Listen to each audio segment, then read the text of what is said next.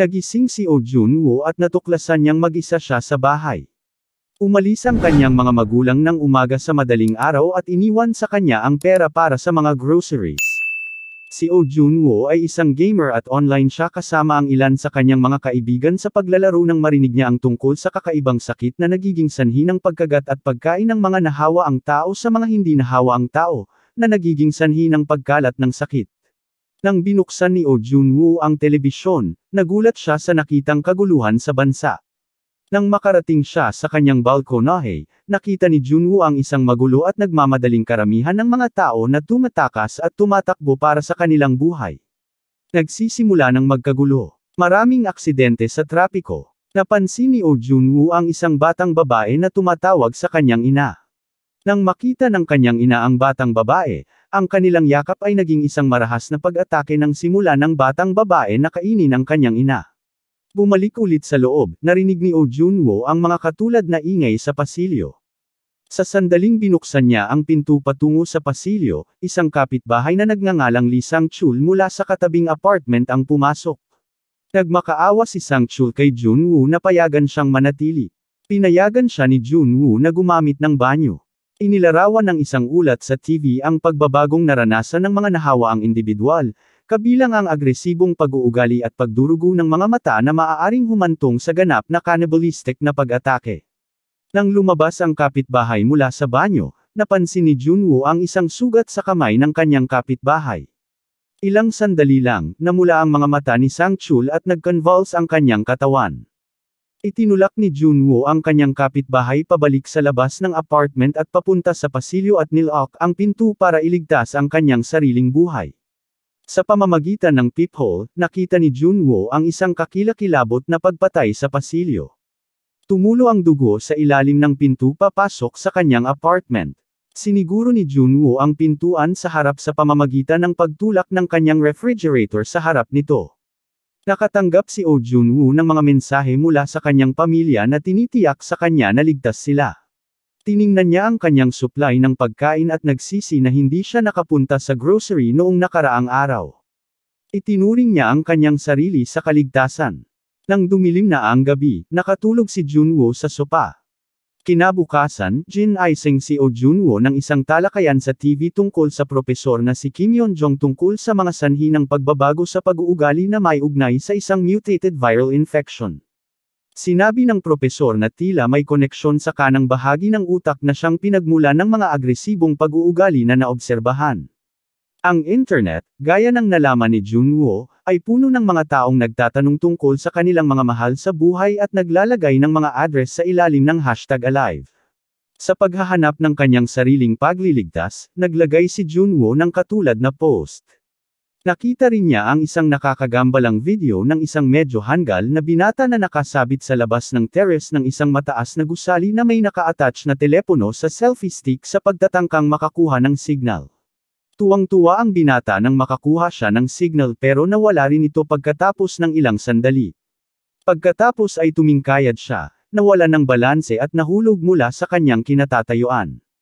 Ipinadala ni Junwoo ang kanyang drone para makakuha ng maikling sulyap sa takot na nangyayari sa mga apartment sa paligid niya bago mamatay ang baterya ng kanyang cellphone. Pagkatapos ay nawala rin ang koneksyon niya sa kanyang streaming video game service. Nakatulog siya pero ginising siya ng ingay sa labas. Mula sa kanyang kubyerta, naobserbahan ni Junwoo ang isang pulis na pinunit-punit ng kanyang mga kapwa-pulis na naging zombie. Sumigaw si Junwoo sa mga mandaragit dahil sa pakikiramay, ngunit ang pulis ay nalulula. Ang pagtatangkang takutin ni Junwoo ang mga zombie na halos 100 metro ang layo sa pamamagitan ng pagsigaw sa kanila ay walang nagawa kundi maakit ang atensyon ng isang zombie na malapit sa kanyang bahay. Halos agad-agad, isang zombie ang nagtulak ng daan sa refrigerator at pumasok sa apartment ni Junwoo. Nasa labas ng rehas si Junwoo na nakasabit sa kanyang lanay nang sumugod sa kanya ang zombie at nahulog ng ilang palapag patungo sa sahig sa ibaba. Kahit na hindi nasaktan si Oh Junwoo, tila nabawasan ang kanyang mga rasyon dahil sa kanyang pakikipagtagpo sa zombie. Ang kaunting pagkain sa refrigerator ay napunta sa duguan na kalat sa sahig. Pagkatapos ng 2 araw na nag-iisa, nag-record si Junwoo ng isang video ng kanyang halos kamanghamanghang kaligtasan para sa kanyang mga subscriber. Sa araw ng ika-7, sinakop ni Junwoo ang kabinet ng alak ng kanyang ama. Dagdag pa sa balita sa TV na tila ang virus ay kumakalat lamang sa pamamagitan ng pakikipag-ugnayan sa dugo. Ang pag-iwas sa kagat at saksak ay ang pinakamahusay na paraan upang maiwasan ang kontaminasyon. Ang mga nahawa ay nakakakuha ng higit na lakas at pandama. Marami pa rin ang may kakayahang magsagawa ng mga pag-uugali na nagawa nila bago ang impeksyon tulad ng pagbubukas ng mga pinto at bintana o pagsasagawa ng kanilang mga trabaho. Kinain ni Junwoo ang kanyang huling mangkok ng ramen soup. Natapon ni Junwoo ang kanyang bote ng tubig at pagkatapos ay natuklasan na walang tubig na tumatakbo sa kanyang apartment. Sa araw ng ika-10, nabigo si Junwoo sa payo sa telebisyon na nagsasabi na ang mga nakaligtas ay dapat lamang maghintay sa bahay. Tumanggi siyang umalis sa apartment at matapos na maging katulad ng mga nahawa. Naalala niya na nakikinig ang kanyang ina sa mga programa sa radyo sa internet. Ang kanyang pagtatangkang makinig sa radyo sa kanyang telepono ay nabigo nang hindi siya makahanap ng anumang wired earphone na magsisilbing antena. Ang lahat ng kanyang earphone ay wireless. Sa araw ng ika-15, nag-hallucinate si Junwoo na nagsasama-sama siya sa kanyang pamilya. Nang magising mula sa halusinasyon, nalungkot siya. Nakatanggap siya ng tawag mula sa kanyang ina, ngunit ang signal ay napakasama kaya halos hindi niya marinig ang anumang bagay. Pagkatapos ay ginaya niya ang stunt na ginawa ng Hangul na binata sa internet kanina gamit ang selfie stick para makakuha ng mas mahusay na reception. Hindi siya nahulog, ngunit malinaw niyang narinig na may mali sa kanyang pamilya. Sa kanyang galit, sinira ni Oh Junwoo ang mga bagay sa kanyang bahay at lumabas. Doon, nakita niya ang isang zombie na nakakagulat na mabagal, at ibinuhos niya ang kanyang galit sa zombie gamit ang isang golf club. Ang karahasan ay nagudyok sa iba na lumapit. Ilang sandali lang ay halos nalunod siya sa dagat ng mga zombie.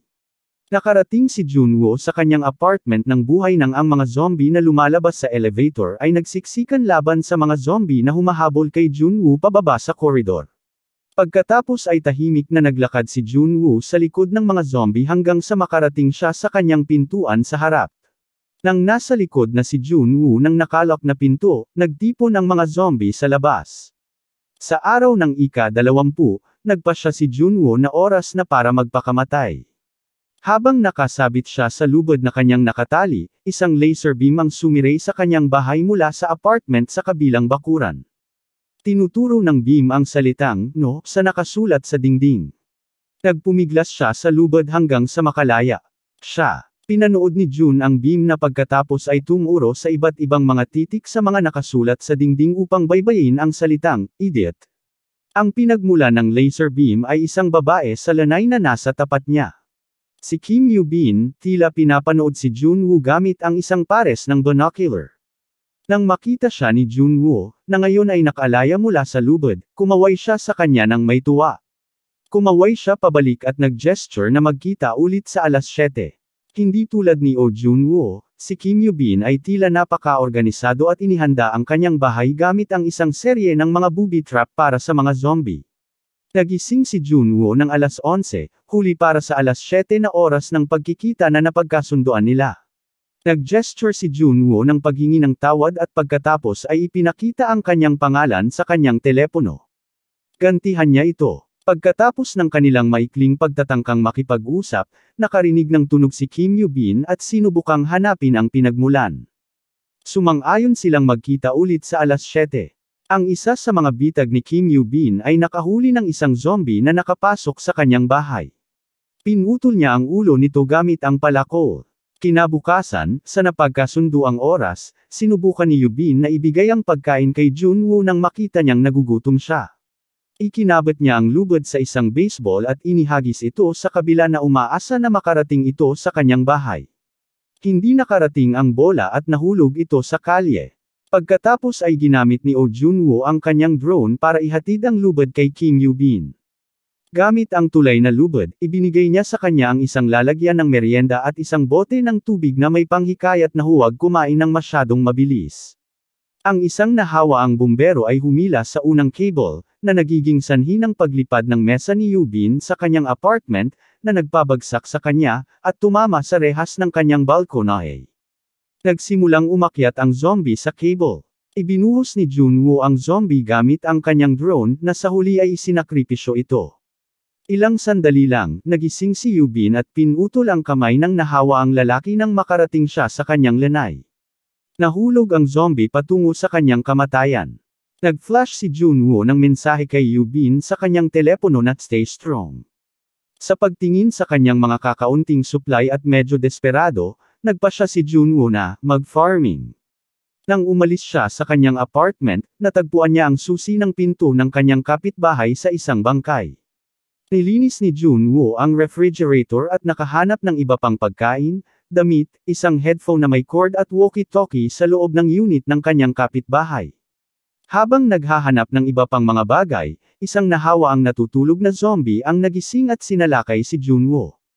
Nagawa ni Junwoo na iligtas ang kanyang sarili at dalhin ang mga mahahalagang bagay sa kanyang apartment. Pagkatapos kumain ng peanut butter na kanyang nahanap at hindi matagumpay na maghanap ng istasyon ng radyo gamit ang kanyang antenna cord, nagpadala si Junwoo ng walkie-talkie at ilang pagkain kay Yubin sa zipline. Nag-uusap sila sa pamamagitan nito. Gamit ang mga talkie, sa wakas ay nagsimula silang makipag-usap. Hindi interesado si Yubin na talakayin ang pagtatangkang magpakamatay ni Junwoo. Sa halip, nagpa siya silang magluto ng noodle soup ng magkasama. Nang maglaon, inamin ni Yubin na natatakot siya sa taas. Naisip ni Junwoo na hindi lohikal na mayroon siyang ganitong takot at nagawa pa ring putulin ang kamay ng isang tao. Sinabi ni Yubin na ang mga halimaw ay hindi na tao, na nagpapaginhawa sa kanya mula sa anumang pagkakasala o takot. Sinabi niya kay Junwoo na nahulog siya habang umaakyat. Habang nag-uusap sila, hiniling ni Junwoo kay Yubin na ilabas ang mga palanggana dahil nakakarinig siya ng malalakas na tunog at iniisip niyang umuulan. Tumingin sila sa mga terrace pero hindi umuulan.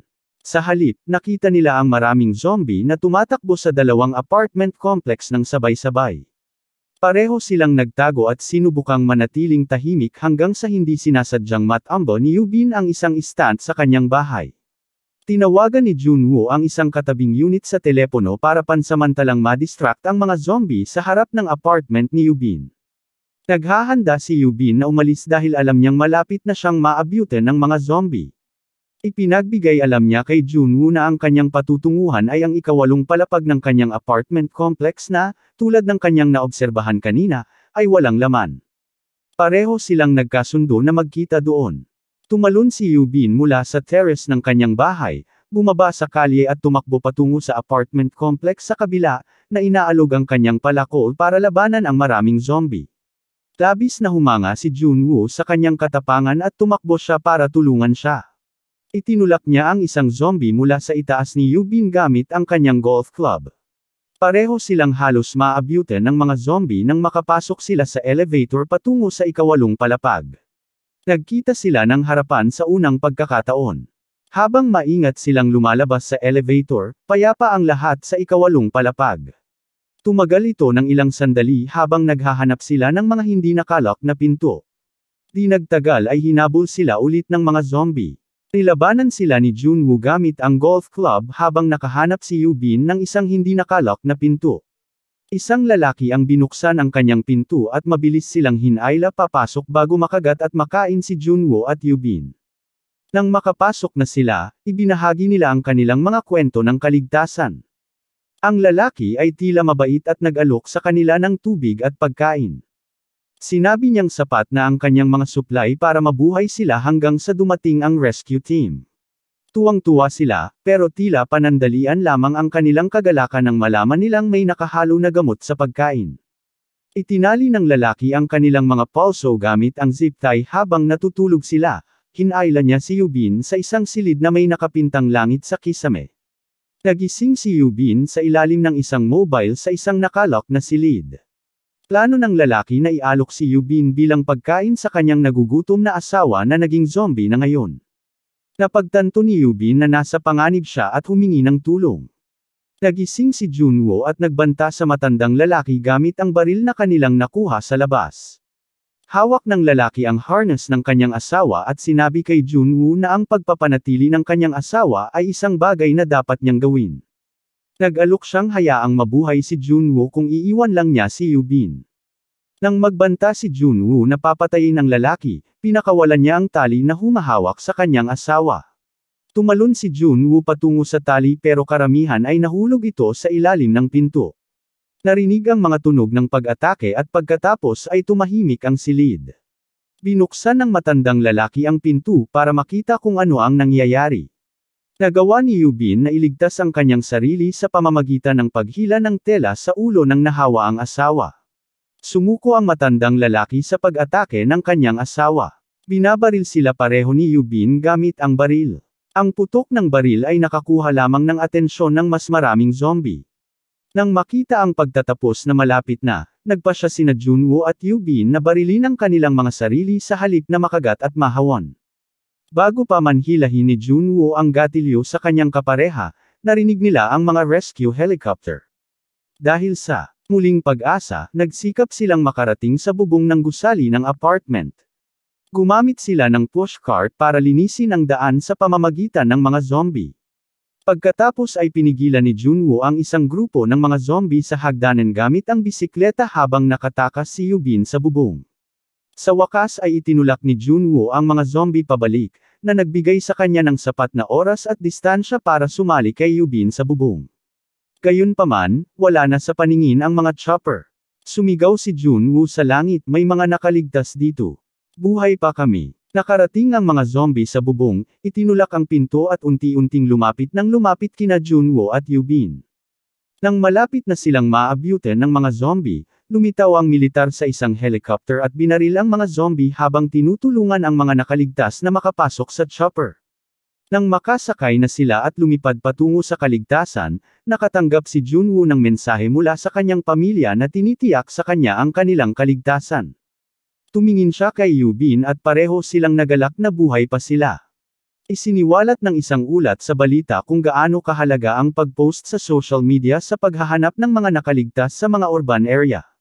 Nagbago ang reference sa social media post ni Junwoo mula sa #IMustSurvive patungo sa #alive. At dun nagtatapos ang ating kwento. Patuloy lang sa pagsuporta sa channel na ito, at huwag kalimutan mag-subscribe. Maraming salamat sa panunood.